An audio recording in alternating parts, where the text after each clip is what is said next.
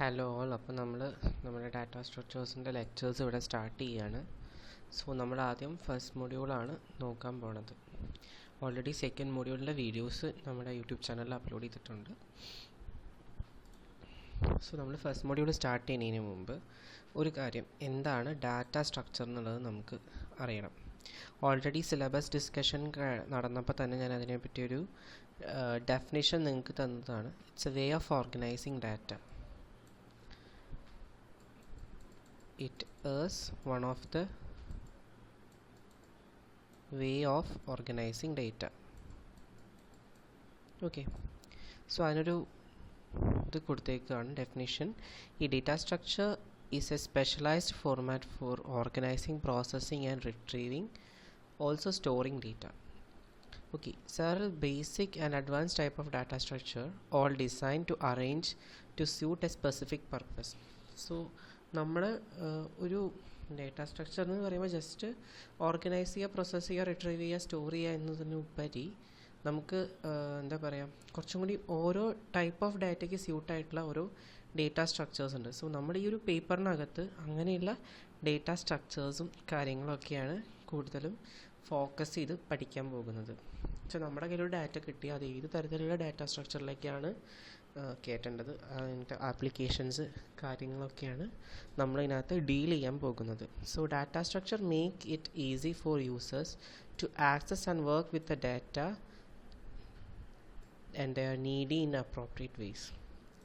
Proper usage, ഓരോ data എവിടെ എങ്ങനെ യൂസ് ചെയ്യണം, അങ്ങനത്തെ കാര്യങ്ങളൊക്കെ നമ്മൾ ഈ ഒരു ഇത് പഠിക്കുമ്പോൾ, ഈ ഒരു പേപ്പർ പഠിക്കുമ്പോൾ നമുക്ക് ഡീൽ ചെയ്യാൻ പറ്റും. ഇതൊരു നമ്മളൊരു എഞ്ചിനീയറിംഗ് കരിയറിലേക്ക് നോക്കുമ്പോൾ ഏറ്റവും ഫണ്ടമെൻ്റൽ ആയിട്ടുള്ളൊരു പേപ്പറാണ്. കാരണം ഇനി ഇവിടെ നിന്ന് അങ്ങോട്ടുള്ള ഒരു ഏത് പേപ്പർ എടുത്താലും അതിൻ്റെ എല്ലാം പ്രിയാമ്പിൾ, സിലബസിലെ പ്രിയാമ്പിൾ എടുത്ത് നോക്കിക്കഴിഞ്ഞാൽ അവിടെ ഡേറ്റ സ്ട്രക്ചർ എന്നുള്ളത് എന്താ പറയുക, വൺ ഓഫ് ദ റിക്വയർമെൻ്റ് ആയിട്ട് കൊടുത്തിട്ടുണ്ട്. സോ ആദ്യം നമ്മൾ ക്ലാസിഫിക്കേഷനാണ് പറയണേ. ഇതിവിടെ പറയാൻ കാരണം എന്താണെന്ന് വെച്ച് കഴിഞ്ഞാൽ നമുക്ക് ഏകദേശം ഈ ഒരു എൻ്റയർ സബ്ജക്റ്റിൻ്റെ ഒരു ഓവറോൾ ഐഡിയ കിട്ടും. സോ ഡാറ്റ സ്ട്രക്ചർ നമുക്ക് രണ്ട് തരത്തിലുണ്ട്. ലീനിയർ ഡാറ്റ സ്ട്രക്ചേഴ്സും നോൺ ലീനിയർ ഡാറ്റ സ്ട്രക്ചേഴ്സും ഉണ്ട്. ലീനിയർ ഡാറ്റ സ്ട്രക്ചേഴ്സ് എന്ന് വെച്ച് കഴിഞ്ഞാൽ ലീനിയർ ഫാഷനിൽ മെമ്മറിക്കകത്ത് ഡാറ്റാസ് സ്റ്റോർ ചെയ്യുക, simply speaking. Then non linear data structure എന്ന് വെച്ച് കഴിഞ്ഞാൽ മെമ്മറിയുടെ പല ഭാഗത്ത്, പല സ്ഥലങ്ങളിലായിട്ടായിരിക്കും നമ്മളതിൻ്റെ ഇത് സ്റ്റോർ ചെയ്യുന്നത്. ഓക്കെ, സോ അതിൽ തന്നെ രണ്ട് തരത്തിലുള്ളതുണ്ട്, സ്റ്റാറ്റിക്കും ഡൈനാമിക്കും ഉണ്ട്. നമുക്ക് ആ ഒരു ക്ലാസിഫിക്കേഷൻ ഇല്ലെങ്കിലും ലീനിയർ ഡാറ്റ സ്ട്രക്ചേഴ്സ് 4 ടൈപ്പ് ഉണ്ട്. ഫസ്റ്റ് വൺ ഇസ് അറേ, ഇത് ഓൾറെഡി നമ്മൾ സി പ്രോഗ്രാമിങ്ങിൽ നോക്കിയതാണ്. Second one queue, third one is the stack, fourth one is the linked list. ഇത്രയും സാധനങ്ങളാണ് നമുക്ക് ലീനിയർ ഡാറ്റ സ്ട്രക്ചേഴ്സ് ആയിട്ട് പറയാനുള്ളത്. ഇനി നോൺ ലീനിയർ ആയിട്ട് ട്രീയും അതേപോലെ ഗ്രാഫ്, അങ്ങനെ രണ്ട് ഡാറ്റ സ്ട്രക്ചേഴ്സിനെ പറ്റിയിട്ടാണ് നമ്മൾ പറയുന്നത്. അതിൽ അറേ വെച്ചിട്ടാണ് നമ്മൾ എന്ത് ചെയ്യുന്നത്, സ്റ്റാക്കും ക്യൂവും ആദ്യം ഇംപ്ലിമെൻ്റ് ചെയ്യുന്നത്. ഇത് നമ്മൾ മൊഡ്യൂൾ 2-ൽ കാണും. ഈ രണ്ട് ഡാറ്റ സ്ട്രക്ചറിൻ്റെ ഡീറ്റെയിൽസ് നമ്മൾ മൊഡ്യൂൾ 2-നകത്തായിരിക്കും കൂടുതൽ ഡിസ്കസ് ചെയ്യാം. ഓക്കെ, ലിങ്ക്ഡ് ലിസ്റ്റ് ഒരു മൊഡ്യൂൾ, കംപ്ലീറ്റ് ഒരു മൊഡ്യൂളായിട്ട് മൊഡ്യൂൾ 3 വരും. മൊഡ്യൂൾ 3-ൽ തന്നെ നമ്മൾ ഈ ലിങ്ക്ഡ് ലിസ്റ്റ് വെച്ച് സ്റ്റാക്കും ക്യൂവും ഇംപ്ലിമെൻ്റ് ചെയ്യും. ദെൻ മൊഡ്യൂൾ 4 കംപ്ലീറ്റ്ലി ഗ്രാഫിൻ്റെ ബേസിക്സ് ആണ് വരുന്നത്. ബേസിക്സും ജസ്റ്റ് ട്രാവേഴ്സൽസും അങ്ങനത്തെ കാര്യങ്ങൾ മാത്രമേ മൊഡ്യൂൾ 4-നകത്ത് ഡീൽ ചെയ്യുള്ളൂ. ഇനി അഗെയിൻ മൊഡ്യൂൾ 5-ൽ സെർച്ചിങ്, സോർട്ടിങ് ടെക്നിക്സ് ഒക്കെയാണ് വരണേ. മൊഡ്യൂൾ 2-ലും കുറച്ച് സെർച്ചിങ് പറയുന്നുണ്ട്. ദെൻ ഫസ്റ്റ് മൊഡ്യൂൾ, അതാണ് അടുത്ത സ്ലൈഡിലേക്ക് ഇട്ടേക്കുക. നമ്മളിവിടെ ബേസിക് ഡാറ്റ സ്ട്രക്ചറിൻ്റെ ബേസിക് കൺസെപ്റ്റ്സ് ആണ് ഈ ഒരു മൊഡ്യൂളിനകത്ത് പറയുന്നത്. അതിൽ ഫസ്റ്റ് വരുന്നതാണ് സിസ്റ്റം ലൈഫ് സൈക്കിൾ അഥവാ SDLC ആർക്കിടെക്ചർ, അല്ലെങ്കിൽ SDLC ആർക്കിടെക്ചർ എന്നുള്ളൊരു പേരിലാണ് ചില ക്വസ്റ്റ്യൻ പേപ്പറിലൊക്കെ കൂടുതലായിട്ടും 2015 സ്കീമിലൊക്കെ പറഞ്ഞ് കേട്ടിരിക്കണം ക്വസ്റ്റ്യൻ പേപ്പറിലൊക്കെ. സോ ഇതൊരു എസ്സേ പാർട്ടിൽ എക്സ്പെക്റ്റ് ചെയ്യാവുന്ന ക്വസ്റ്റ്യൻ ആണ് ബേസിക്കലി. എസ് എ ക്വസ്റ്റ്യൻ ആണ്. എസ് എ ക്വസ്റ്റ്യനിലൊരു 7 to 8 മാർക്സ് മാക്സിമം ചോദിക്കാവുന്നൊരു ക്വസ്റ്റ്യൻ ആണ്. ഷുവർ ക്വസ്റ്റ്യൻ ആണ്. ഇതില്ലാത്തൊരു പേപ്പർ ഉണ്ടാവില്ല. ഓക്കെ, അതാണ് നമ്മൾ ആദ്യം ഡീൽ ചെയ്യാൻ പോകുന്ന സംഭവം. ഈ ഒരു വീഡിയോക്കകത്ത് കംപ്ലീറ്റ് അതായിരിക്കും പറയുക. പിന്നെ അൽഗോരിതംസ് എന്താണ് നിങ്ങൾക്ക് അറിയുന്ന കാര്യമാണ്. അതിൻ്റെ analysis, space complexity, time complexity, definitions, problems. പിന്നെ വരുന്ന വേറൊരു സാധനമാണ് അസിംപ്റ്റോട്ടിക് നൊട്ടേഷൻ. ഇതും ഒരു 7 മാർക്കിന് ചോദിക്കാവുന്ന ഷുവർ ക്വസ്റ്റ്യൻ ആണ്. മോസ്റ്റ് പ്രോബബ്ലി ഇത് രണ്ടും SDLCയും അസിംപ്റ്റോട്ടിക് നൊട്ടേഷനും വേറെ വേറെ പാർട്ട്, അതായത് നമ്മളിപ്പോൾ ഒരു ക്വസ്റ്റ്യൻ എടുക്കുകയാണെന്നുണ്ടെങ്കിൽ നമുക്ക് മോസ്റ്റ് പ്രോബബ്ലി മൊഡ്യൂൾ 1 ക്വസ്റ്റ്യൻസ് 11, 12 വരിക. അപ്പോൾ 11A-യും 12ൻ്റെ B-യിലും ആയിരിക്കും ഈ രണ്ട് സാധനങ്ങൾ കിടക്കുന്നുണ്ടാവുക. സാധാരണ ഇങ്ങനെയായിരിക്കും കിടക്കുക. പിന്നത്തെ രണ്ട് സെക്ഷനിൽ ഈ ഒരു കാൽക്കുലേഷൻ്റെ പ്രോബ്ലംസ് ആയിരിക്കും വരാനായിട്ട് സാധ്യതയുള്ളത്. കുറച്ച് ക്വസ്റ്റ്യൻ പേപ്പേഴ്സിൽ ആ ഒരു ട്രെൻഡാണ് കണ്ടുവരണേ. പിന്നെ അൽഗോരിതം, പെർഫോമൻസ് അനാലിസിസ് ഒക്കെ മിക്കവാറും ഫസ്റ്റ് പാർട്ടിലായിരിക്കും അതിൻ്റെ ക്വസ്റ്റ്യൻസ് നമുക്ക് കൂടുതലായിട്ട് എക്സ്പെക്റ്റ് ചെയ്യാവുന്നത്. ഇൻ ദ സെൻസ് അൽഗോരിതം എന്താ, വാട്ട് ഈസ് അൽഗോരിതം അങ്ങനെയല്ല, അതിൻ്റെ കുറച്ച് ആപ്ലിക്കേഷൻസ് ആയിട്ടുള്ള ക്വസ്റ്റ്യൻസ്. ഓക്കെ, നമുക്കത് ടോപ്പിക്സ് വരുമ്പോൾ കുറച്ചും ഡീൽ ചെയ്യാം. അപ്പോൾ ഓവറോൾ ഈ ഒരു മൊഡ്യൂളിനകത്ത് നമ്മൾ ഈ ഒരു ഇത്രയും കണ്ടൻസാണ് ഡീൽ ചെയ്യുന്നത്. അതിൽ ഫസ്റ്റ് വരുന്ന സാധനമാണ് SDLC. Okay, so SDLC stands for the system development life cycle. System development life cycle നമുക്ക് എന്താണെന്നുള്ളത് കൂടുതലായിട്ട് നോക്കാം. It is deals with how to develop a software. ഒരു സോഫ്റ്റ്വെയർ എങ്ങനെയാണ് ഡെവലപ്പ് ചെയ്യുക എന്നുള്ള കാര്യങ്ങളാണ് അതിൽ ഡീൽ ചെയ്യുന്നത്. It is a systematic process. അതൊരു പ്രീ ഡിഫൈൻഡ് ആയിട്ടുള്ള ഒരു സിസ്റ്റമാറ്റിക് ആയിട്ടുള്ള ഒരു പ്രോസസ്സാണ്. സിസ്റ്റമാറ്റിക് ഇൻ ദ സെൻസ് ഒരു ഇന്ന രീതിക്കൊക്കെ പോകണം എന്ന് ഓൾറെഡി പറഞ്ഞു വെച്ചിട്ടുള്ള കാര്യങ്ങളാണ്. So it help us to produce high quality software. ഒരു ഹൈ ക്വാളിറ്റി, ഒരു മികച്ച ക്വാളിറ്റിയിലുള്ളൊരു സോഫ്റ്റ്വെയർ ഡെവലപ്പ് ചെയ്യാനാണ് നമുക്ക് ഈ ഒരു സംഭവം ഹെൽപ്പ് ചെയ്യുന്നത്. ഇനി ഇതൊരു ഐട്രേറ്റീവ് പ്രോസസ്സാണ്. Iterative in the sense loop പോലെ വർക്ക് ചെയ്തുകൊണ്ടിരിക്കുന്ന സാധനമാണ്. നമുക്കൊരു ഗോൾ അച്ചീവ് ചെയ്യാൻ വേണ്ടിയിട്ട് ഒരു ഗോൾ എന്ന് വെച്ചാൽ എന്താണ്, ഹൈ ക്വാളിറ്റി സോഫ്റ്റ്വെയർ എന്നുള്ളൊരു ഗോൾ അച്ചീവ് ചെയ്യാൻ വേണ്ടിയിട്ട് നമ്പർ ഓഫ് ഇത്ര പ്രാവശ്യമൊന്നുമില്ല, അത് എത്ര തവണ അച്ചീവ് ചെയ്യുന്നു അത്രയും തവണ ഈ ഒരു ലൈഫ് സൈക്കിൾ ഡിസൈനിൽ കൂടെ അല്ലെങ്കിൽ ലൈഫ് സൈക്കിളിൽ കൂടെ കടന്നു പോയിക്കൊണ്ടിരിക്കും അച്ചീവ് ചെയ്യാൻ വേണ്ടിയിട്ട്. സോ എന്താണ് ഇതിൻ്റെ സ്റ്റെപ്സ് എന്നുള്ളത് നമുക്ക് നോക്കാം. സോ 5 സ്റ്റെപ്സാണ് പറയുന്നത്. ഒന്ന് requirement phase, second one analysis phase, മൂന്നാമത്തേത് ഡിസൈൻ ഫേസ്, നാലാമത്തേത് റിഫൈൻമെൻറ്റ് ആൻഡ് കോഡിങ്, അഞ്ചാമത്തേത് വെരിഫിക്കേഷൻ. സോ നമുക്ക് ഓരോന്നും എന്താണെന്ന് ഡീറ്റെയിൽ ആയിട്ട് പറയാം. ഓക്കെ, സോ റിക്വയർമെൻറ്റ് ഫേസ് എന്ന് പറയുന്നത് ഫസ്റ്റ് ഫേസ് ആണ്. To begin with a set of specification that define the purpose of project. നമ്മുടെ പ്രൊജക്റ്റിൻ്റെ പർപ്പസ് ഡിഫൈൻ ചെയ്തുകൊണ്ടുള്ള ഒരു സ്പെസിഫിക്കേഷൻ ഡോക്യുമെൻ്റ് ആണ്. അതായത് നമ്മുടെ പ്രൊജക്റ്റ്, അതിൻ്റെ ആവശ്യങ്ങൾ, ആ ഒരു പെർട്ടിക്കുലർ പ്രൊജക്റ്റിന് വേണ്ട ആവശ്യങ്ങളെല്ലാം പറഞ്ഞുകൊണ്ട് നമ്മൾ ആ ഒരു ക്ലയൻ്റ് ആയിട്ടുള്ളൊരു മീറ്റിങ്ങോ എന്തെങ്കിലും നടത്തി എടുക്കുന്ന ഒരു ഡോക്യുമെൻ്റാണ് SRS. ഇത് നമ്മൾ ഹയർ ക്ലാസ്സുകളിലൊക്കെ പഠിക്കും. അങ്ങനെ പ്രിപ്പയർ ചെയ്യുന്നൊരു ഡോക്യുമെൻ്റാണ് SRS. അതിനെ പറയുക സോഫ്റ്റ്വെയർ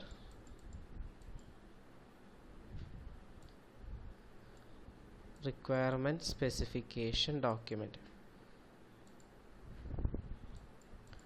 റിക്വയർമെൻറ്റ് സ്പെസിഫിക്കേഷൻ ഡോക്യുമെൻ്റ് എന്നാണ് പറയുക. അതിനൊരു ഡോക്യുമെൻ്റ് ക്രിയേറ്റ് ചെയ്യും. ആ ഒരു ഡോക്യുമെൻ്റ് വെച്ചിട്ടാണ് നമ്മുടെ കംപ്ലീറ്റ് പ്രോജക്റ്റ് ബിൽഡ് ചെയ്യാനായിട്ട് നോക്കുക. During this phase, all the relevant information is collected from the customer to develop a project as their expectation. So അവരായിട്ട് നമ്മളൊരു 5-10 ഒരു ന്യൂമറസ് മീറ്റിങ്സ് നടത്തിയതിന് ശേഷം അതിൽ നിന്നായിരിക്കും ഡിസൈഡ് ചെയ്യുക. ഒരു സ്കെൽട്ടൺ ആദ്യം ഇതെടുക്കും.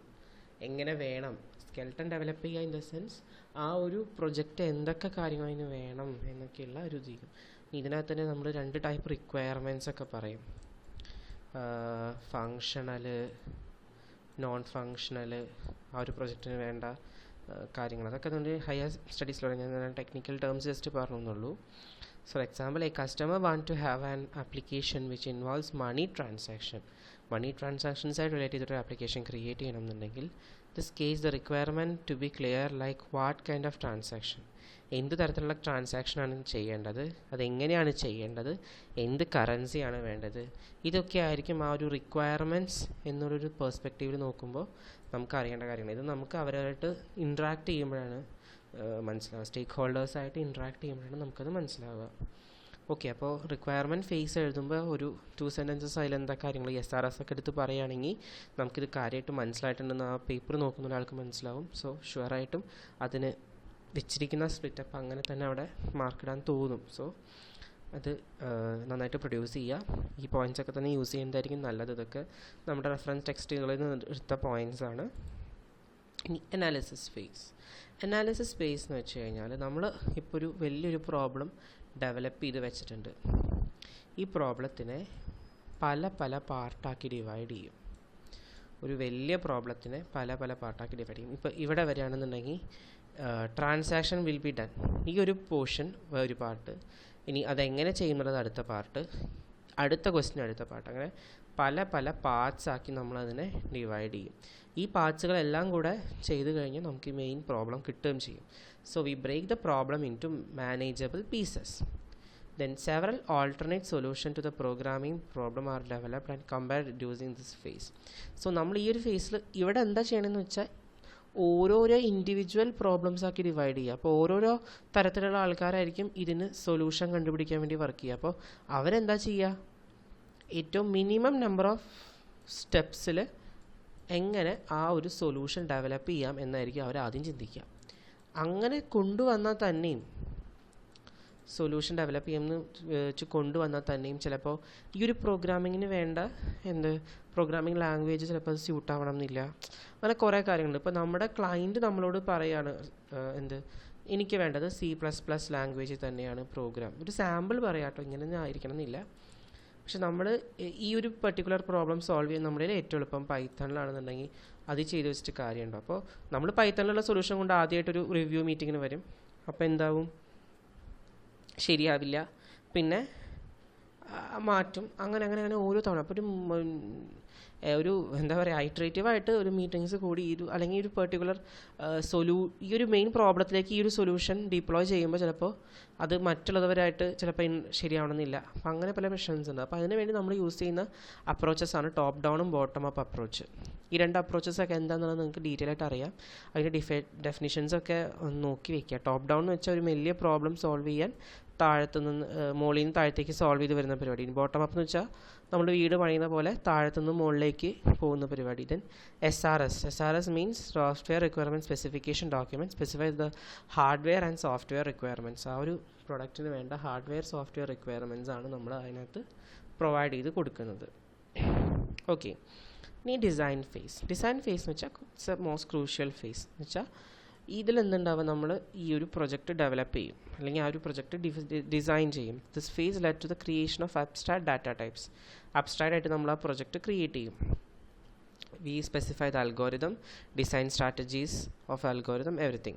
Then we specify the information required for the each data object and we ignore the coding details. Coding details മാറ്റി വെച്ചതിന് വേണ്ട ഡിസൈൻ കാര്യങ്ങളാണ് കൂടുതലും നോക്കുക. അതായത് ഫ്ലോ ചാർട്ടും ഡാറ്റ ഫ്ലോ ഡയഗ്രാംസും ഡാറ്റ ഡിക്ഷണറിയൊക്കെ വെച്ചിട്ട് നമ്മൾ ഈ ഒരു പ്രൊജക്റ്റിൻ്റെ ഡിസൈൻ ആദ്യം ക്രിയേറ്റ് ചെയ്യും.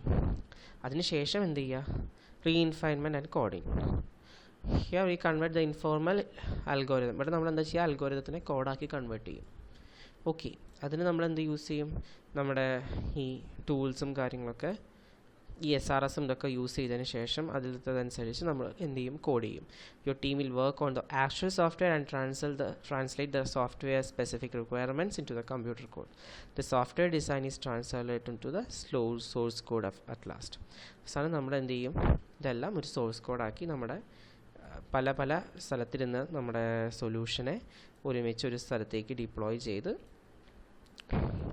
Final verification. വെരിഫിക്കേഷൻ എന്ന് വെച്ച് കഴിഞ്ഞാൽ developing correctness proof of the program. എന്ന് വെച്ചാൽ programs can be proven correct using the mathematical techniques. So every algorithm should have some algorithm or some logic or mathematical techniques. So അത് ഇവിടെ എന്ത് ചെയ്യും, അവർ ഒരു കറക്റ്റ്നെസ് പ്രൂഫ് ഒന്നുകൂടി check ചെയ്ത് നോക്കും. ഇനി എന്തെങ്കിലും എറർ ഉണ്ടെന്നുണ്ടെങ്കിൽ എന്ത് ചെയ്യും, ഒന്നും കൂടി ഫ്രം ദ സ്ക്രാച്ച് ചെക്ക് ചെയ്ത് നോക്കും. അങ്ങനെ ആൾട്ടറേറ്റീവായിട്ട് നമ്മൾ ഈ ഒരു സംഭവം ടെസ്റ്റ് ചെയ്ത് നോക്കും. സോ ഇത്രയുമാണ് ഈ ഒരു SDLC ആർക്കിടെക്ചറിൽ വരുന്നത്. ഈ പറഞ്ഞ കാര്യങ്ങൾ ഒരു ഇതുപോലും വിടാതെ വൃത്തിക്ക് എഴുതി വെച്ചാൽ നിങ്ങൾക്ക് സുഖമായിട്ടൊരു 7 മാർക്കൊക്കെ ഈ ഒരു ക്വസ്റ്റ്യനിൽ നിന്ന് സുഖമായിട്ട് തിയറി നമുക്ക് എടുക്കാവുന്നതാണ്. കാരണം ഇതിൽ കുറേ പ്രോബ്ലംസ് വരുന്നുണ്ട്. ഈ ഒരു മൊഡ്യൂളിനകത്ത് കുറച്ച് പ്രോബ്ലംസ് വരുന്നുണ്ട്. അപ്പോൾ ആ പ്രോബ്ലംസിലൊക്കെ മാർക്ക് പോകാനുള്ള ചാൻസും കൂടുതലാണ്. അപ്പോൾ സുഖമായിട്ട് നമുക്ക് മാർക്ക് സ്കോർ ചെയ്യാവുന്ന ഒരു ഏരിയയാണ് ഈ ഒരു ക്വസ്റ്റ്യൻ. ഇതൊരു ഷുവറായിട്ട് 5 to 7 മാർക്സ് 5 to 8 മാർക്സിൽ എക്സ്പെക്റ്റ് ചെയ്യാവുന്ന ഒരു ക്വസ്റ്റ്യൻ ആണ്. ഓക്കെ.